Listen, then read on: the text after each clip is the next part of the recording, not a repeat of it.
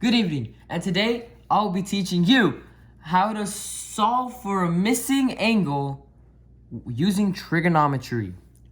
Okay, so if we look at this triangle, we can see that we are missing our angle and we already have two sides. So what that means is that we are going to be having to use a trigonometry example to find our angle. But because we're finding our angle and not a missing side, we're going to be having to be using our trigonometry example in reverse.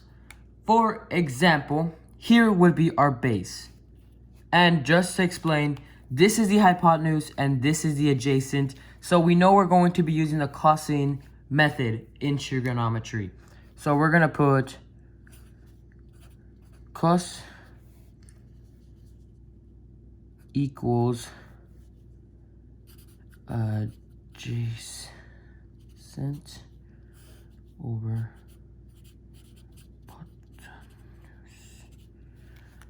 There we go. That would be our method, but hold on, there's something missing.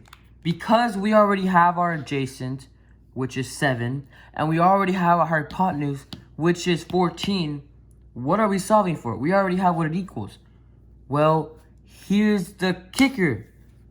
Because we're doing all of this but in reverse, because we already have our length and we're looking for the angle, we have to put a -1. And now this becomes whole and becomes an equation, so that means that it would now turn into cos -1 parentheses 7 over 14. This is because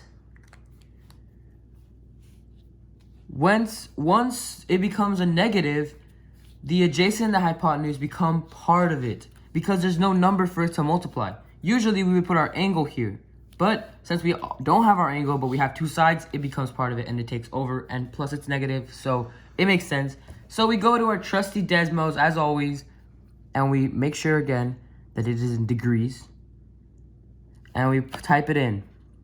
Functions, cos -1, 7 divided by 14, and there we should get 60. So we go ahead and put x equal 60 degrees.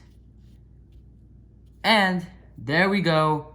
That is how we find our answer. Just a little note before. Just in case you're solving this and you get a crazy number like 60, maybe 30, maybe even, I don't know, 55, you get a pretty big number into our other numbers, but that's only because this is an angle. So angles are naturally different. They could be in their 60s, 70s even. It all just depends, 80s even. It all just depends on what the equation is. Remember to always trust the math, not the pictures.